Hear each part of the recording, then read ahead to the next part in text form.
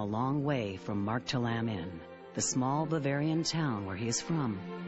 He was born Joseph Ratzinger on April 16, 1927, in his family's home. It was Easter Saturday, and he was baptized that same evening. Joseph was the youngest of 3 children. His father, Joseph Ratzinger Sr., a police officer, and his mother, Maria Ratzinger, were deeply religious Catholics. His brother, Georg, a priest, remembers. Our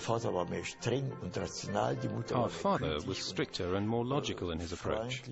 Mother was more gentle and friendly. He inherited the goodness of both of them, I believe. He inherited not only our father's character, but also the humanity and gentleness of our mother, and also the ability to enjoy leisure and relax. He knows he doesn't always have to sit down and concentrate on achieving something. But Joseph Ratzinger was always a high achiever. At school, he was a good student. By 1939, the Ratzingers had moved to Traunstein, where young Joseph was enrolled at the boarding school of the Archbishopric. The school was known for having many of its students go on to study theology and become priests. It seemed to be his destiny. But the landscape was changing in Germany. The National Socialists came to power and established the Third Reich. Membership in the Hitler Youth was compulsory. Ratzinger did not have Nazi sympathies. In fact, he and his family felt Nazism went against Catholic values. In 1941, Ratzinger was 14 years old when his cousin, also 14, a boy with Down syndrome, was killed by the Nazis as part of their campaign of eugenics. That same year, the young Ratzinger was forced to join the Hitler Youth. He was dragooned into the Hitler Youth, which was mandatory. He went to one meeting and then he got out of all the rest of them. 2 years later, he was drafted as a helper for an anti-aircraft brigade and saw little action. In the spring of 1945, he deserted his unit and shortly afterwards was taken prisoner by American troops. We were both in the same situation. Everyone had stood under the same yoke, and we were all threatened in the same way. And we all breathed a sigh of relief when the whole nightmare was over, in May 1945. He came home from prisoner of war camp in June, and I returned in July. In 1946, both brothers entered the seminary in Freising, near Munich, where they began to study theology. This was a natural fit for Ratzinger, and it was no surprise when on June 19, 1951, he and his brother were ordained as priests in Freising Cathedral. However, in 1952, Joseph Ratzinger resigned from his position as chaplain and returned to university, his true love. The young theologian embarked on a meteoric academic career, completing his doctorate in 1953, state doctorate in 1957, and then taking academic posts at various universities. There cannot be many theologians who changed academic posts as often as Ratzinger did. People commented mockingly at the time that he would win the first prize amongst German dogmatists for his peripatetic lifestyle. Although many people may be surprised to hear this, Ratzinger has always been a very open man when it comes to engaging in dialogue. His students were always allowed to express their opinions freely. There was a real exchange of ideas. The young professor's reputation for promoting religious dialogue traveled as far as Rome. There, the Second Vatican Council met until 1965, under the leadership of Pope Paul VI. Bishops and cardinals from all over the world engaged in passionate discussions about reforms within the Church. Joseph Ratzinger was a member of the German delegation. As a theological consultant to the Council, Ratzinger advised Cardinal Joseph Frings of Cologne. Earlier, he had attracted attention for a number of comments which were as critical of Rome as they were modern. He seemed to be more liberal, but the word liberal is wrong.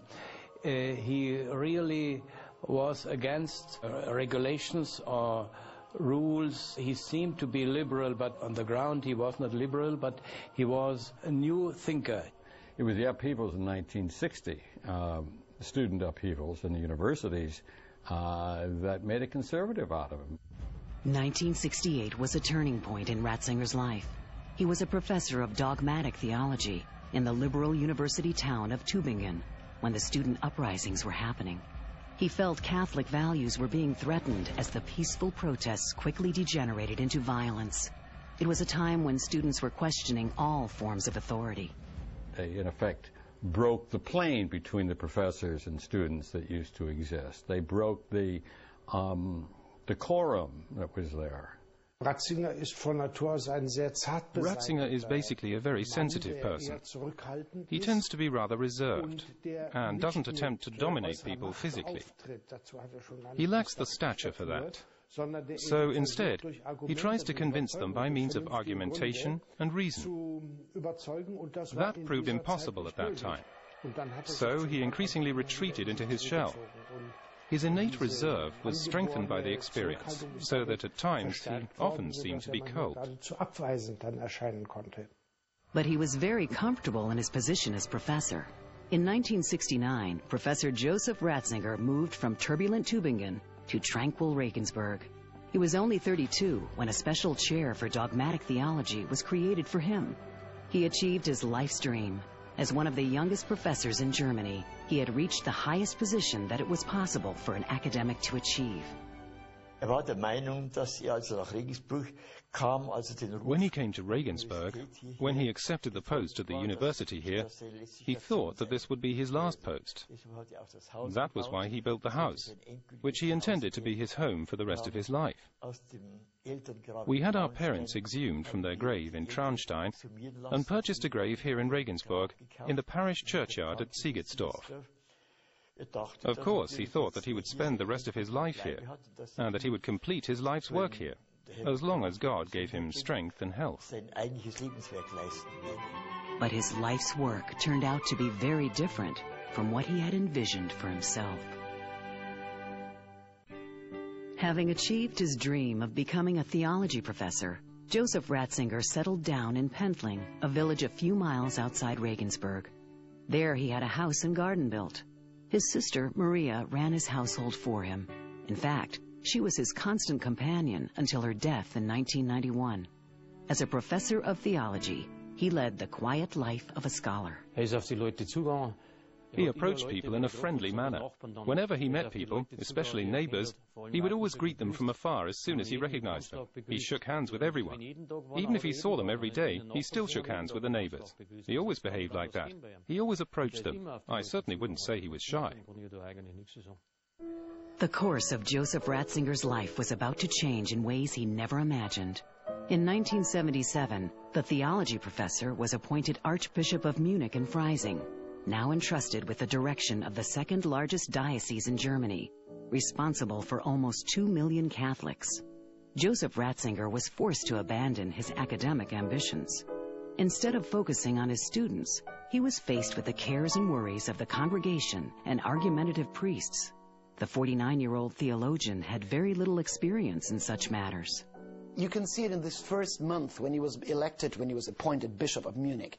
You see that he really has difficulties to touch people, to talk to people, to have a dialogue with normal people. This is true. But this is not because it is his personality. This is because he never had to do it in more than 30 years. What the people asked of him is to work as a professor of theology. This was his job. In October 1978, a new pope was named. Karol Wojtyła from Poland became the head of the Catholic Church and took the name John Paul II. Over the years, he had gotten to know and appreciate the German theologian, Archbishop Joseph Ratzinger. From the end of the 1970s, a friendship began to develop between these two very different men. Well, they always saw eye to eye on the need to defend the faith and to teach the Catholic faith properly. They had this symbiotic relationship. Wojtyła, John Paul II, was a philosopher, and Joseph Ratzinger is a theologian. And so Wojtyła, as Pope, needed someone like Ratzinger. John Paul II was not a world-class theologian. As they say, philosophers ask questions that cannot be answered, and theologians give answers that cannot be questioned.